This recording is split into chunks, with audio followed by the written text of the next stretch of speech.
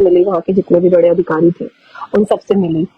उन सब ने मुझे विश्वास दिलाया कि मैडम 24 घंटे के अंदर एफआईआर रजिस्टर होगी और आपकी जो बातें हैं वो सारी चीजें, मेरा खुद का बयान लिया और सब चीजें की। फिर जिस तरह से यहाँ पर आई मैं, फिर इंदौर 6 अगस्त के बाद फिर देखती हूँ कि इस पूरे केस में पॉलिटिक्स घुस रही है। चुपचाप वेट करती हूँ, सारी चीजें देखती हूँ। फिर 18 अगस्त को फिर दिल्ली जाती हूँ। फिर पूरा दिन इन लोगों ने 4-5 घंटे पूछताछ, काफी चीजें लिखवाई मुझसे, काफी स्टेटमेंट्स, ट्रांसक्रिप्ट सब कुछ लिख कर देने के लिए कहा, मैंने लिख कर दी। फिर यही सेम स्टेटमेंट एसीपी और वहां पर डीसीपी वगैरह सभी लोग, जितने भी लोग थे, एसएचओ, सबने एक प्रॉपर इन लोगों ने सबके साथ बैठ के पूरा डिस्कशन कहा। और फिर लेकिन मैं समझ ही नहीं पा रही हूँ कि एक एफआईआर को करने में, जहाँ पर एक लड़की, तो जिंदा लड़की है, मरी नहीं हूँ मैं, मरी हुई लड़कियों के केसेस रजिस्टर हो जाते हैं, पता चल जाता है, और मैं तो एक जिंदा लड़की यहाँ पर जाकर खुद वहां पर एक फेस कर रही हूँ, अपने पेरेंट्स के साथ जा रही हूँ इतनी हिम्मत दिखा के। फिर भी पुलिस कहीं ना कहीं पॉलिटिकल दबाव में आने के बाद ये सारी चीजें नहीं कर रही है, क्योंकि मैंने कभी सोचा नहीं था कि मुझे पर्सनली इतनी चीजें फेस करनी पड़ जाएगी और इस तरह से पुलिस का रवैया होगा। मैं नहीं जानती थी कि पुलिस, क्योंकि मैंने कभी एक्सपीरियंस नहीं किया अपनी स्टूडेंट लाइफ के बाद, तो मैं सीधा इंडिया अपने काम के लिए आती रही, लेकिन कभी भी इंडियन पुलिस को मैंने इस तरह से फेस नहीं किया। लेकिन अब करना पड़ रहा है अपनी सिचुएशन में, तो समझ में आ रहा है कि कितनी पॉलिटिक्स। अगर मेरी बातें झूठी है तो एफआईआर होने दो, कोर्ट को तय करने दो कि झूठ बोल रही हूँ, सच बोल रही हूँ। लड़कियों के पास तो एविडेंस नहीं होते, मैंने तो पूरे एविडेंस की लिस्ट बनाकर दे दी, सारी चीजें पुलिस के सामने क्लियर कर दी, हर एक चीज क्रॉस चेक करा दी। उसके बाद भी अभी भी पॉलिटिक्स घुस रही है इसमें।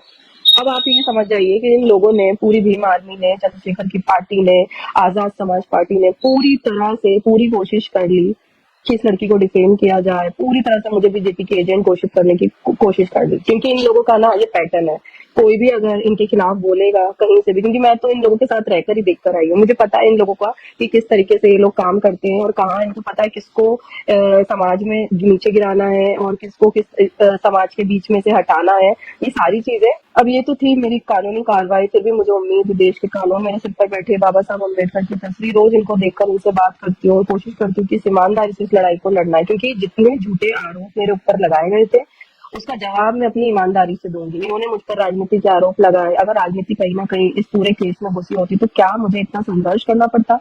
एक दिन में, पहले दिन में आके एफआईआर रजिस्टर हो जाती, नेशनल मीडिया इस पूरे केस को कवर करती, मेन स्ट्रीम मीडिया वहां पर खड़ी होती है, एयरपोर्ट पे मेरा इंतजार कर रही होती। अगर ये किसी भी तरह से फंडेड होता या किसी भी तरह का कोई किसी को डिफेम करने का, किसी नेता को बदनाम करने का पूरा होता, आपने कहीं पर भी देखा इसको नेशनल मीडिया को कवर करते हुए? आपने कहीं पर भी देखा कि मैं किसी भी नेता, बड़े नेताओं से मिलकर इस चीज को कर रही हूँ? अगर कहीं भी किसी भी लीडर का हाथ इसके अंदर कहीं पर भी होता तो क्या मुझे इतनी मशक्कत, इतना वो करनी पड़ती? मैं एक आम लड़की की तरह इस लड़ाई को लड़ रही हूँ। मुझे कई लोगों ने कहा कि आप इनसे मिल लीजिए, दिल्ली में जाकर आप इनके पास जाइए और इन लोगों से मिलकर बात कीजिए। मुझे फर्क नहीं पड़ता, मैं एक आम इंसान की तरह इस लड़ाई को लड़ के इस चीज को समझना चाहती हूँ, इस चीज को देखना चाहती हूँ कि ये हर्डल्स ही मुझे सिखा रही है। क्योंकि मेरी तो जिंदगी में जितनी चीजें मुझे करनी थी मैंने की, और हर एक काम, हर एक चीज मैंने बहुत ईमानदारी से और बहुत ही मेहनत की यहाँ तक पहुंची और ये सब चीजें करना शुरू की।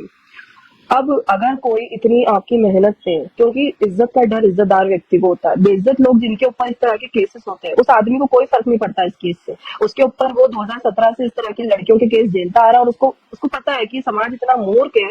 अगर कोई महिला होती और उसके ऊपर इस तरह के केसेस होते तो ये समाज उसको एक दिन में बदनाम करके घर बैठा देता, उसको नेता के रूप में या उसको किसी भी समाज सेवक के रूप में एक्सेप्ट नहीं करता। लेकिन वो आदमी जानता है कि उसको ऑलरेडी इस चीज की हैबिट है। 2017 में एक लड़की ने सहारनपुर की सेम यही चीज की थी। उस वक्त यही जाटव समाज उस लड़की के घर गए और उस लड़की की आवाज दबाई। अगर उस वक्त एक्शन ले लिया होता तो शायद मेरा नंबर ही नहीं आता, शायद उस वक्त ही इसको रोक दिया होता। इसका कॉन्फिडेंस बढ़ा ही इस तरह के केसेस से। इसको लगता है कि समाज मूर्ख है, इस समाज के पास कोई नेता नहीं है, समाज को कोई आगे नहीं बढ़ाएगा, यही अकेला बहुजन आंदोलन को बनाएगा। ये बहुजन आंदोलन को खत्म करने के लिए खड़ा हुआ है, बढ़ाने के लिए खड़ा नहीं हुआ है। और जब से ये लीडर बनने के लिए घुसा है राजनीति में और जब से समाज में घुसा है, बहुजन आंदोलन खत्म हो रहा है, ना कि आगे बढ़ रहा है। इसने आज तक समाज के लिए कोई एक अच्छा काम नहीं किया होगा। इसकी औकात नहीं कि एक कलेक्टर बना दे, इसकी औकात नहीं कि एक डॉक्टर बना दे, इसकी औकात नहीं कि एक इंजीनियर बना दे, लेकिन हजारों बच्चों के भविष्य को बर्बाद कर देगा, ये इस लायक है। इस चीज को ये कर सकता है। लेकिन इसके, क्योंकि पुण्य का काम और अच्छा काम अच्छे लोगों के हाथों किया जाता है। किसी के भविष्य का निर्माण करना, किसी को आगे बढ़ाना, समाज को आगे बढ़ाना, उसके लिए भी इंसान का खुद का अच्छा होना बहुत जरूरी है। और इंसान अगर जब तक खुद अच्छा नहीं हो कैसे आगे बढ़ेगा? अब मुझे एक गिलास पानी दे दीजिए।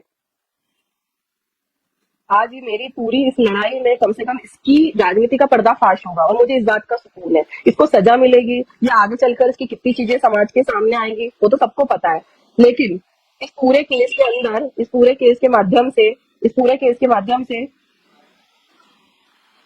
इसको कहीं ना कहीं समाज की ये सब चीजें क्लियर हो जाएगी कि कहाँ पर हुआ। एक आदमी को 1 साल के अंदर वाई प्लस सिक्योरिटी मिलती है, 1.5 लाख वोटों से वो चुनाव जीतता है, उसको टाइपेड बंगला मिलता है। पूरे देश में एक भी निर्दलीय सांसद बता दो आप मुझे जो पहली नई नवेली पार्टी का सांसद बना हो और उसको इतनी मेहरबानी उसके ऊपर की गई हो। मैं बीजेपी के लीडर्स की बात नहीं कर रही हूँ, मैं संघर्ष की बात कर रही हूँ। हमारे किसी भी बहुजन आंदोलन के किसी भी बहुजन नेता को इतनी जल्दी ये सारी चीजें नहीं मिली थी कि 30-35 की उम्र में पूरी सफलता का वो मिल गया। इसको मिला क्योंकि ये करप्ट है ये फ्रॉड है। और ये बात मैं इसके आज से नहीं जानती हूँ, मुझे बहुत पहले इसकी सारी चीजें समझ में आ गई थी। इसका जब तक संघर्ष चल रहा था ना तब तक ही परेशान था और तब तक मैं ही वो इंसान हूँ जो इसको होप देती रहती थी हाँ आज अच्छा होगा। ये जब 2022 में चुनाव हारा था ना, ये उसी वक्त अपना इस्तीफा लिखकर बैठा था, मैं भीम आर्मी आजाद समाज पार्टी से इस्तीफा देता हूँ, घर बैठूंगा, क्योंकि इसने उसी में होप खो दी थी मैं ही वो इंसान हूँ जो उस वक्त इसकी ताकत बन के खड़ी हुई, जिसने इसको उस वक्त हौसला दिया कि नहीं कोई बात नहीं, ये पहला चुनाव तो सब हारते हैं, कौन सी बड़ी बात है। उस वक्त इसकी सपोर्ट में इसकी ताकत बन के खड़ी रही और यही मेरे जीवन की सबसे बड़ी गलती हुई कि मैंने इसको कमजोर रहते हुए, वही वाली बात है ना, पौधे को पानी देकर बढ़ाया आगे और आज उसने अपनी औकात बता दी। मुझे भरोसा था कि ये आदमी ना सच में बहुजन आंदोलन का नायक बनेगा, बहुजन राजनीति में समाज को आगे बढ़ाएगा। ये 21st में मेरे ही वर्ड्स है, मैं ही ट्विटर पर लिखती थी 21वीं सदी का महानायक बनेगा और समाज में लीडरशिप बनाएगा, लीडरशिप क्रिएट करेगा। लेकिन आज मुझे इस बात का दुख है कि मैंने गलत आदमी की मदद करी और इस बात का अफसोस मुझे पूरी जिंदगी रहेगा कि उसने सबसे पहले ना वो वाली बात है ना, जिस लाठी के सहारे तुम चलते हो सबसे पहले उस लाठी को फेंकते हो जब आप चलना सीखते हो। तो ये वो एग्जाम्पल जितने भी है ना, ये इस आदमी के लिए मुझे गर्व है कि मेरी सफलता में या मेरी जिंदगी में इसका कोई योगदान नहीं है, लेकिन ये पूरी जिंदगी इस बात का कर्जदार रहेगा कि रोहिणी गावरी वो शख्स है जिसने इसको सांसद के पद तक बिठाने में पूरी मदद की। और ये बात मैं गर्व से करूंगी। मेरी लड़ाई एक धोखेबाज से है और उसकी लड़ाई एक ईमानदार लड़की से है, ये फर्क है उसमें और मुझे। तो मुझे इस लड़ाई में ये कॉन्फिडेंस था, मैं उसके मुंह पे बोलती हूँ तो 2 कौड़ी का धोखेबाज है, क्या उसकी इतनी हिम्मत है कि वो मुझे धोखेबाज बोल दे? मैंने क्या किया? वो एक एक कहीं भी एक कोई मिस्टेक बता दे कि रोहिणी ने यहाँ पर ये चीज की। जिस आंदोलन के लिए वो खड़ा हो रहा है ना, उस आंदोलन के प्रति जितना ईमानदार वो नहीं है ना, उतनी ईमानदार मैं ये उसी के शब्द है। वही वो आदमी पूरी भीम आर्मी को कंट्रोल करके, ये जो प्रदेश अध्यक्ष जो आज घूमते फिर रहे हैं ना, इसके 4-5, ये यही रो रो के मेरे पास आते थे और बताते थे देखो ये सब चीजें हो रही है, आप संभालो। मैं इसके प्रदेशों की, इसकी चीजों को संभालती थी, इसको रोकती थी। कई प्रदेश अध्यक्ष ऐसे जो 7-7 साल इसके साथ काम करके इस्तीफे लिख के बैठे होते तो मुझे भेजते थे कि हम लोग पार्टी छोड़ेंगे। मैं इसको समझाती थी मत कर, कम से कम लोगों के महत्व को समझ, युवाओं के जो राजनीति में इस वक्त को समझ। इस आदमी को ना कभी भी पावर शेयरिंग में भरोसा नहीं है। ये नेशनल मीडिया शेयर नहीं कर सकता, ये कुर्सी शेयर करना तो उसके लिए बहुत दूर की बात। ये आज अपने आप को बहुत बड़ा राजा समझ रहा है, इसको लग रहा है कि आज मैंने सब कुछ प्राप्त कर लिया, मैंने सब कुछ हासिल कर लिया। तो इसके मुंह पे बोलती सुन मेरी बात, अगर लाइव मेरा सुन रहा होगा ना तो ये बात सुन। नेता वो होता है, लीडर वो होता है जो दूसरों को बनाता है, खुद बन के नहीं बैठता है, जो अपनी कुर्सी लोगों को देता है। हमारे नेताओं की कहानी को पढ़, सबसे पहले बहुजन आंदोलन जिनकी नौटंकी करता है ना, सबसे पहले बहुजन आंदोलन की कहानी को पढ़। काशीराम साहब खुद मुख्यमंत्री नहीं बने, उन्होंने मायावती जी को बनाया। ये है एग्जाम्पल हमारे पास। और ये आदमी सोचता है कि मैं बन गया हूं तो मैं सबसे पहले इस आंदोलन को चलाऊंगा, तो ये आंदोलन कभी नहीं। और ये भीम आर्मी के कार्यकर्ता जितने भी सुन रहे हैं ना, सुन लो मेरी बात, तुम्हारा नेता करप्ट है, धोखेबाज है, इस बात को लिख कर रख लो। और इस चीज को मैं चीख चीख के कहूंगी ना, ये भीम आर्मी का के प्रति वफादार है, ना ये अपने आंदोलन के प्रति वफादार है। ये अभी अगर चुनाव हार जाता ना तो सीधा स्विट्जरलैंड पहुंचता ही है। इसके पास इसको कोई मोह माया नहीं थी कि इसको ये आंदोलन में रह के संघर्ष करना। ये आंदोलन जब तक इसको खूब दे रहा है ना तब तक ये आंदोलन, जिस दिन इस आंदोलन ने इसकी वजह से इसकी जिंदगी में कोई प्रॉब्लम्स होने लगी ना, जब ये आंदोलन इसको छीनने लगेगा, आज तो घर मकान पैसा दौलत खूब मिल रही है, सब मिल रहा है, तो बहुत अच्छा लग रहा है आंदोलन, बहुत अच्छा लग रहा है जय भीम करना। संघर्ष कहाँ करा? अगर ये जेल नहीं गया होता ना तो इसके पास कुछ बताने के लिए नहीं होता कि मैंने ये संघर्ष किया, मैंने ये त्याग किया। क्या त्याग किया इसने इस आंदोलन के लिए? जेल भी गया तो अपनी गलती से गया। कई लोग, ये तो सिर्फ जेल गया ना, इसने तो 16 महीने की जेल काटी। शब्बीरपुर कांड में कई माता माओ ने अपने बेटों को खो दिया, कई परिवार उजड़ गए, कई बेटियों की जिंदगी खराब हो गई। उन परिवारों के दर्द को तो सुन, उन परिवारों का तो पूछ। जिस शब्बीरपुर कांड से नेता बना है, औकात है तो शब्बीरपुर कांड जाकर बता, सांसद बन के बता, उस परिवार की दर्द को सुन के बता। है इतनी हिम्मत? नहीं, नहीं करेगा। इसको पता है जूते पड़ेंगे अगर वहां पर गया तो, क्योंकि वहां के लोग इसकी हकीकत को जानते हैं। क्यों नहीं जानता? क्यों मनीषा वाल्मीकि के परिवार से मिलने सांसद बनने के पहले तो खूब ज्यादा था।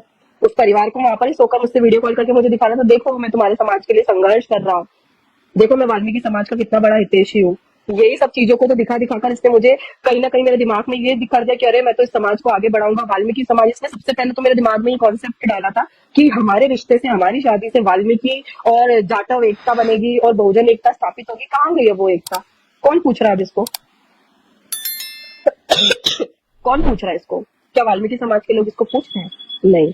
क्या वाल्मीकि समाज के लोग इसको इज्जत दे रहे हैं? नहीं। जिस वाल्मीकि समाज ने इसको वोट और नोट देकर सांसद बनाया, या एहसान फरामोश, उसके हक अधिकार के लिए सबसे पहले 21 अगस्त को खड़ा हुआ वहां जाकर। इसको समझाया था मैंने कि मत करना ये चीज, पर इसको था उस टाइम पर भी, इसकी और मेरी बात हुई थी, मैंने इसको बोला था कि मत कर विरोध वर्गीकरण का। नहीं, वर्ग क्यों ना करूं? वाल्मीकि समाज तो 80% बीजेपी को वोट देता है।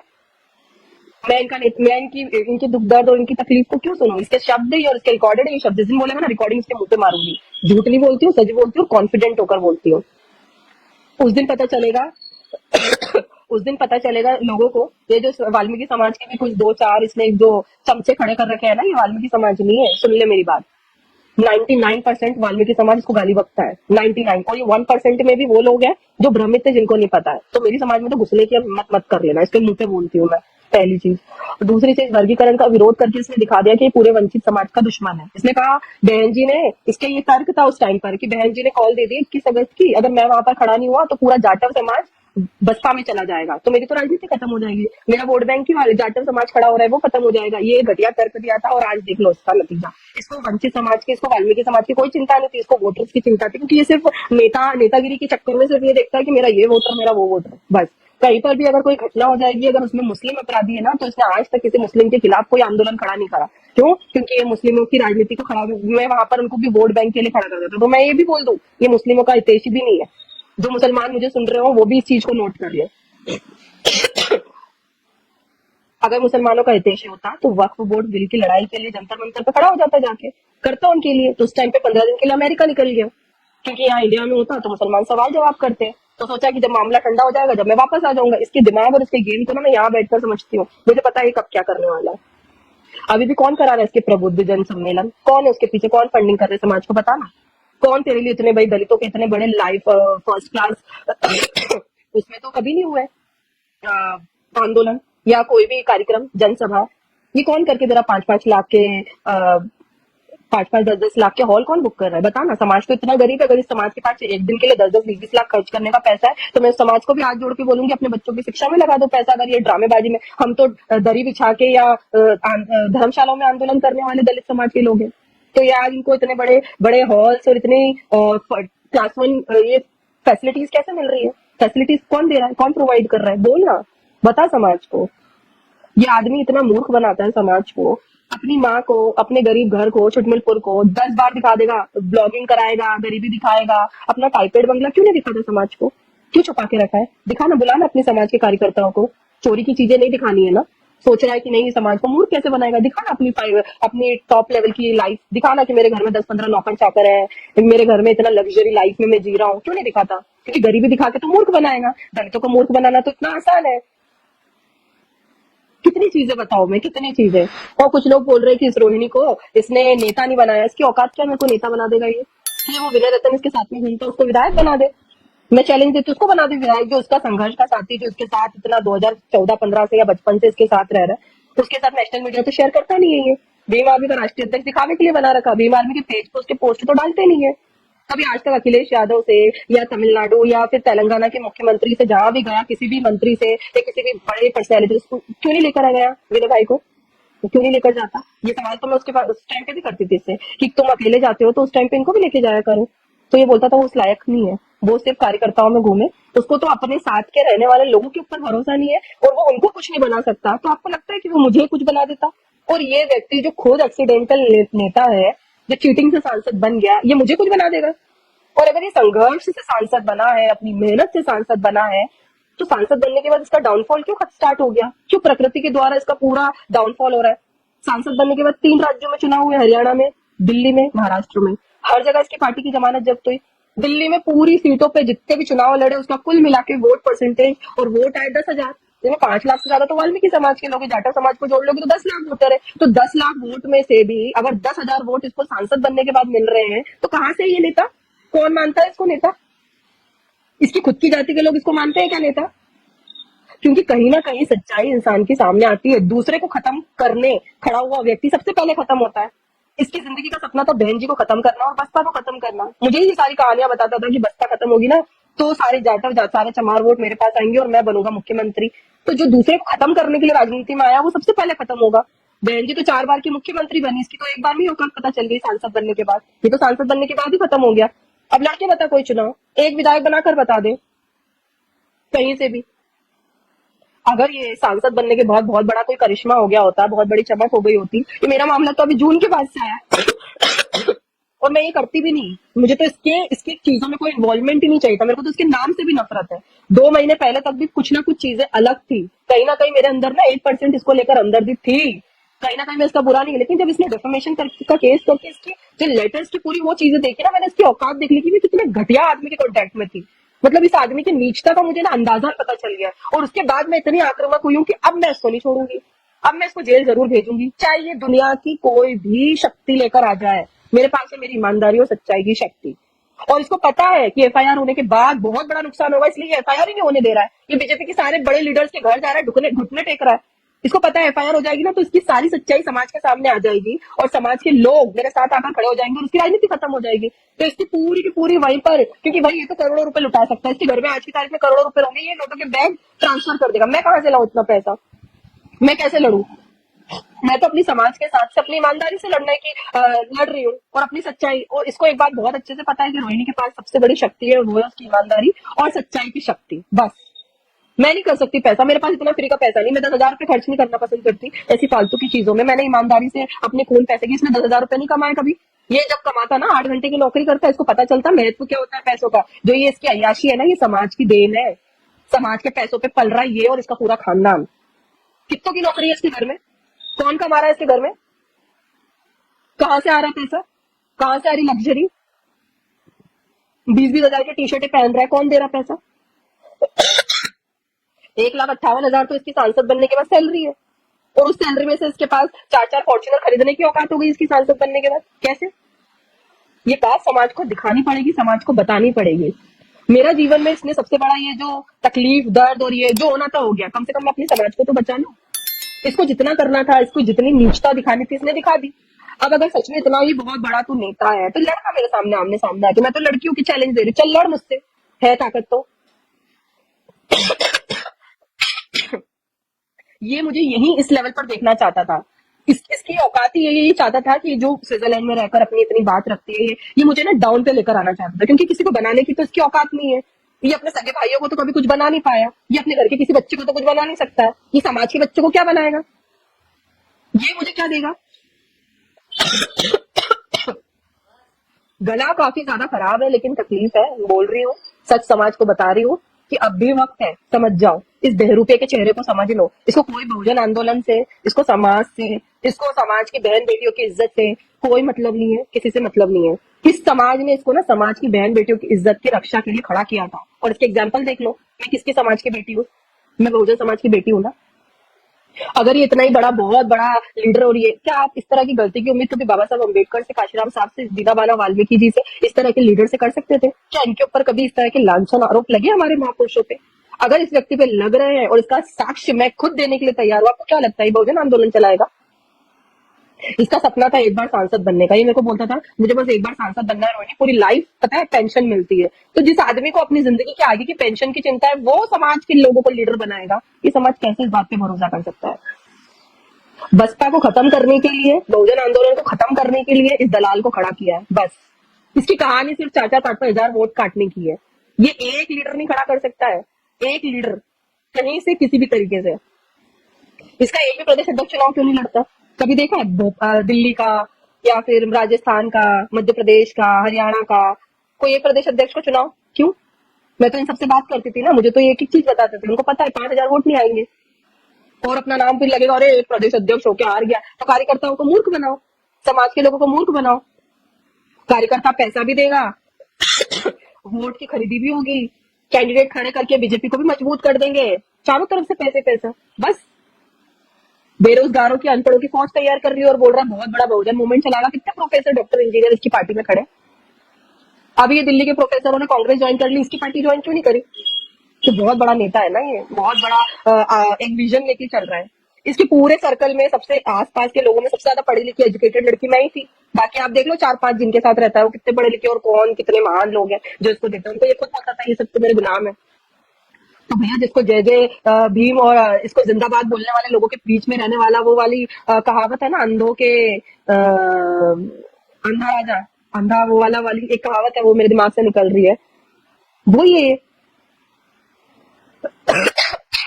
मैं इस केस को जीत कर, इसको लड़कर, मैं समाज को बचाने के लिए, समाज को सच्चाई दिखाने के लिए इस चीज को लड़ रही हूँ। मैंने अपने घर वालों को भी बोल दिया, सबको बोला कि मैं इस केस को लड़ना क्यों चाहती हूँ। अगर ये काशीराम साहब की तरह होता या ये बाबा साहब अम्बेडकर की तरह इतना महान होता तो शायद मेरे साथ की भी गलती के लिए मैं इसको माफ कर देती कि चल छोड़, कोई बात नहीं, इसने आंदोलन के लिए ये चीज की और ये बहुत महान इंसान है और ये समाज को बहुत आगे लेके जा रहा है, तो मैं इसको माफ कर देती। लेकिन जब मैं इसका इतना सच्चाई जानती हूँ, जब मैं इसका पूरा रवैया देख रही हूँ, और मैंने 1 साल तक भी कुछ नहीं बोला इसके सांसद बनने के बाद भी, मैं चुपचाप ना सिर्फ और सिर्फ देख रही थी कि करता क्या है। मुझे लगा ठीक है, व्यक्तिगत रूप से तो ये नीच है ही, धोखेबाज है ही, हो सकता है कि समाज के लिए अच्छा हो सकता है समाज के लिए अच्छा करे। लेकिन जब वर्गीकरण की लड़ाई में ये समाज के खिलाफ जाकर खड़ा हुआ, और उसके बाद दूसरी बड़ी चीज, जब अमित शाह जी ने संसद में बाबा साहब अम्बेडकर का अपमान किया, उस अपमान को पूरी समाज ने माना, कांग्रेस ने उसका विरोध किया, बसपा ने, बहन जी ने उसका विरोध किया, सभी अदर पार्टियों ने उसका, समाजवादी ने विरोध किया, इसकी पार्टी और ये कहा था। उसी दिन ये पार्लियामेंट में था, मैंने इसको फोन किया था, मैंने बोला कि क्यों कुछ कर क्यों नहीं रहे हो, उस पे क्या है, किसी के दबाव में? मेरे ये वर्ड्स थे, डर लगता है, क्यों नहीं? तो बोले मैं अकेला क्या कर लूंगा यहाँ पर। तो मैंने बोला पूरा समाज तुम्हें बाहर देख रहा है कि भाई एक व्यक्ति अगर वहां पर है तो बाबा साहब का फोटो लेकर वहां पर अनशन पे बैठ जा, कि जब तक कि अमित शाह जी माफी नहीं मांगेंगे मैं भूख हड़ताल पे बैठा हूँ, कर देता ये। पर लड़ाई करने की इतनी औकात नहीं है ना। जो मिला है Y+ सुरक्षा, टाइपेड बंगला, जिनकी मेहरबानी से, उनके खिलाफ कैसे बोलेगा, उनके खिलाफ कैसे लड़ेगा? अय्याशी की दलित राजनीति में कोई जगह नहीं है। अगर आप बाबा साहब की कहानी और संघर्ष को पढ़ते हो, सुनते हो ना, तो क्या सुनते हो कि बाबा साहब ने अपने 4-4 बच्चों को खो दिया इस आंदोलन की वजह से, अपने परिवार को खो दिया। बाबा साहब अम्बेडकर रूखी सूखी रोटी लंदन में खाते थे, एक अपनी तकलीफ अपने परिवार को पालने के पैसे नहीं भेज पाते थे। आप अगर काशीराम साहब की कहानी अगर पढ़ते हो, सुनते हो, तो क्या सुनते हो कि एक class 1 officer first class facility के बाद ये फैन ऑफ कर दी।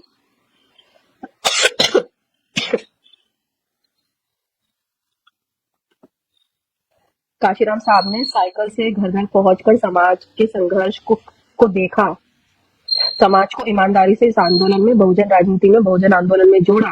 जो सपना देखा था कि मैं समाज के व्यक्ति को राजगद्दी पे बिठाऊंगा, जिस समाज के लोग अपनी नियति, अपनी किस्मत को झाड़ू, चप्पल, चमड़ा ये बनाने में मान चुके थे, उस समाज को उन्होंने गद्दी पर बिठाया। आज हमारे पास अगर काशीराम साहब नहीं होते तो बहन जी जैसा एग्जाम्पल भी नहीं होता, और वो मुख्यमंत्री के पद पर, वो पद की गरिमा, वो कुर्सी भी नहीं होती। आज अगर हम लोग ये एग्जाम्पल्स अपने महापुरुषों से देखते हैं तो उनको, ये उनके संघर्ष को देखते हैं, कोई ये तारीफ नहीं करेगा कि वो हेलीकॉप्टर में घूमता है, वो चार्टर प्लेन में घूमता है, वो फॉर्च्यूनर में घूमता है। इनसे हमारी राजनीति को, हमारे दलित समाज को कोई लेना देना नहीं है। जब हमारे समाज को आज भी रोटी, कपड़ा, मकान और एक बेसिक नीड की जरूरत है, एजुकेशन की जरूरत है, वही लीडर यहाँ पर एक स्टारडम की पॉलिटिक्स कर रहे हैं और स्टारडम की राजनीति दिखा रहे हैं, तो ये कैसे पॉसिबल होगा? कैसे बहुजन आंदोलन आगे बढ़ेगा? कैसे बहुजन राजनीति और जो महापुरुषों का आंदोलन है वो आगे बढ़ेगा जब हमारे नेताओं में ईमानदारी ही नहीं है? मैं बार बार बस इसको भी ना एक ही बात सिखाती थी कि तुझे जो करना है ना कर, लेकिन बस ईमानदार हो जाए इस समाज के और इस आंदोलन के प्रति। और इस आदमी के लिए ना सबसे ज्यादा मुश्किल है ईमानदार होना। ये ईमानदार नहीं बन सकता, ये सब नौटंकीबाज बन सकता है, ये सब बन सकता है, सारी चीजें समाज को दिखा सकता है, लेकिन ये ना ईमानदार नहीं बन सकता। ईमानदार व्यक्ति वो होता है जब समाज तुम्हें देख भी नहीं रही है ना, जब तुम घर के अंदर हो तब भी तुम समाज के प्रति ईमानदार हो, वो ईमानदारी होती है। और तुम समाज के लिए कुछ करना चाहते हो, वो ईमानदारी होती है। तुम रात में सोते जागते दिन रात समाज में एक परिवर्तन के लिए करना चाहते हो, आगे बढ़ाना चाहते हो, वो ईमानदारी होती है। वो इसमें कभी नहीं आएगी।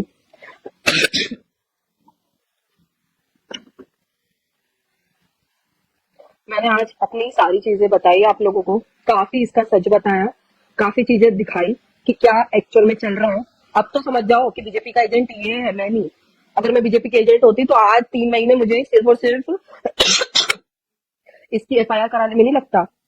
एक मामूली सी लड़की चली जाए ना, वो एफआईआर करा सकती है। लेकिन इसने पूरा का पूरा सिस्टम को इतना ज्यादा वो कर रखा है, लोगों के पीछे लगा हुआ है, वहां पर किसी को पैसों से खरीद रहा है, किसी के पीछे जा रहा है, बीजेपी के नेताओं के घर जा रहा है कि बस एफआईआर नहीं होनी चाहिए। लेकिन मैं इसको एफआईआर करके बताऊंगी, मैं इंडिया में ही हूँ, मैं यही बैठी हूँ। इसने मेरा नुकसान करना था ना, इसकी वजह से मेरी वहां की जॉब भी चली गई, जाने दो। मैं भीख मांग के खा लूंगी, मेरी मम्मी की नौकरी, मेरे पापा की मैं 2 रोटी खा लूंगी, लेकिन इसको सबक जरूर सिखाऊंगी। ये बात मैंने बिल्कुल लिख ली है। जिस व्यक्ति ने मेरे साथ छल किया, जो व्यक्ति मेरे समाज के साथ छल कर रहा है, धोखेबाजी कर रहा है, उसको मैं छोड़ूंगी नहीं, चाहे जो हो जाए, चाहे मुझे जितना करना पड़े करने। मैं बहुत कमजोर थी, भावनात्मक रूप से बहुत कमजोर थी, बार बार इसको माफ कर देती थी, इसकी बातों में आ जाती थी, इसने उसका फायदा उठाया। इसको लगता था अरे ये तो इसके सामने रो दूंगा, ये मान जाएगी, ये चुप हो जाएगी, ये कुछ नहीं करेगी। लेकिन सबसे पहले ना अपने आप की एक भावनात्मक रूप से मैंने अपने आप को मजबूत किया और इस लड़ाई के लिए खड़ी हुई। हम लोगों ने ना सालों से, हमने यही तो सहा है, सालों से बस शोषण ही सहते आए हैं। सालों से हमारी कहानी को लोगों ने सिर्फ इसी रूप में देखा है कि दलित समाज शोषण, क्या दलित समाज की लड़कियां पहले तो स्वर्णों के शोषण को सहते थे, अब दलित नेताओं के शोषण को भी दलित समाज की लड़कियां सहेंगी क्या? बड़ी मुश्किल से हमारी बेटियां पढ़ने निकलती है, बड़ी मुश्किल से। अगर हम पढ़ेंगे नहीं तो हमें दहेज के लिए मार दिया जाएगा।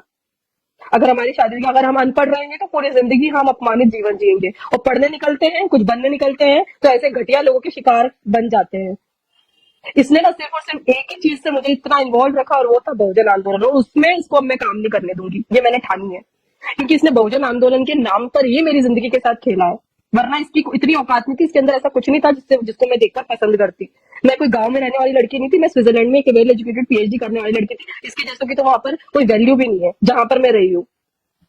हर तरह के संपन्न लोग वहां पर रहते हैं। अगर मुझे सच में कोई आशिकी करनी होती है, सारी चीजें करनी होती, तो मैं वहां के किसी व्यक्ति के साथ करती। मैं सिर्फ और सिर्फ बहुजन आंदोलन के नाम से इस व्यक्ति के साथ जुड़ी थी, क्योंकि इसने कहा था कि रोहिणी बहुत बड़ा इसमें फायदा मिलेगा समाज को। 2 जातियां एक होगी, जिन जातियों को सालों से एक नहीं कर पाए, लेकिन आज इसी की वजह से ये जातियां दोनों बहुत ज्यादा अलग हो रही है, क्योंकि इसके साथ के लोग, साथ में रहने वाले लोग मेरा अपमान करते हैं। वाल्मीकि समाज के लोगों को दिख रहा है ये कि कैसे उनकी बेटी का सार्वजनिक, आज मुझे लोग फोन कर करके बोलते हैं, लोगों के ना दिलों में नफरत पैदा कर दी है और उसका सबसे बड़ा कारण है ये व्यक्ति। और मैं तो इस समाज से भी पूछना चाहती हूँ कि अगर बहन जी के ऊपर इतने आरोप लगे होते तो क्या तुम उनको नेता मानते? क्योंकि वो महिला है और ये आदमी है, तो इसके ऊपर चाहे जितने आरोप लगे हो तुम इसको नेता मानोगे? जो लोग बोल रहे हैं कि इनका रिश्ता सहमति से, तो सहमति से वो हजारों लड़कियों के साथ रिश्ते बनाएगा और तुम उसको नेता मानोगे? क्या ये बहुजन आंदोलन की प्रेरणा और आदर्श? क्या ऐसा नेता हमारे समाज को चाहिए?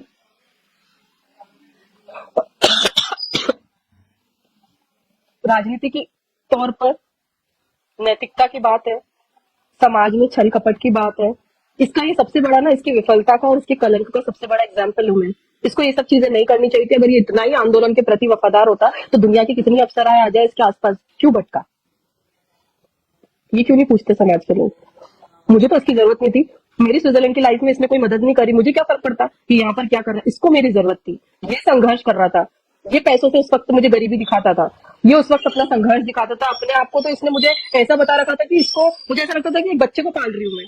हर चीज इसकी अच्छी बुरी, आज ये हो गया, आज वो हो गया, मेरे साथ ये हो रहा है, मेरा इस दुनिया में कोई नहीं है। पिताजी के जाने के बाद तो, बाबूजी की मौत के बाद तो मुझे बार बार ये एहसास कराया जाता था कि इसका है ही नहीं कोई, इसके लिए सिर्फ मैं ही इसकी दुनिया हूँ, मैं ही हूँ इसके लिए सब कुछ।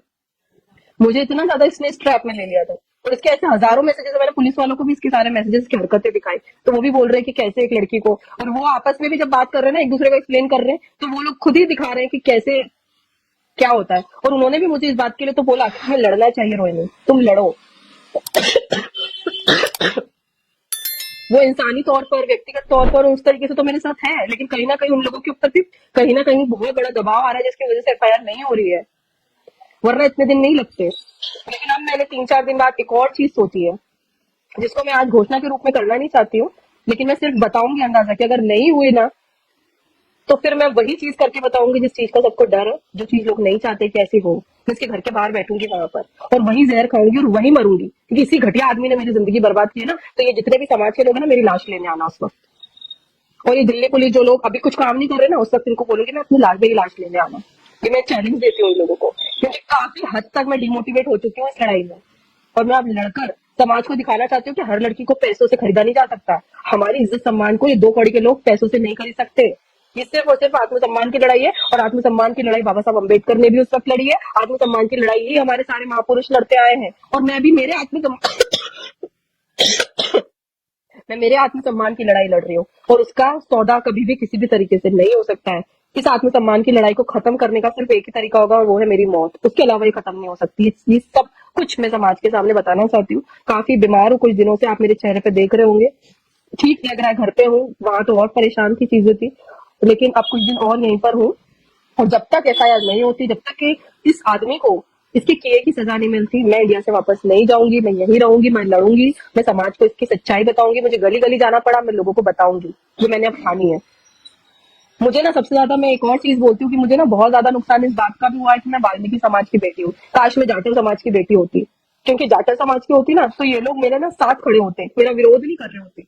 और अगर मैं जाटव समाज की होती, ये चंद्रशेखर वाल्मीकि समाज का होता ना, तो उसको घर में घुस के मारते आज ये लोग कि कैसे तूने हमारे समाज की बेटी को इस तरीके से किया। लेकिन कहीं ना कहीं मैं अपने समाज की कमजोरी का भी द्वंद झेल रही हूँ, क्योंकि उसकी इतनी हिम्मत ही इस चीज से हुई है।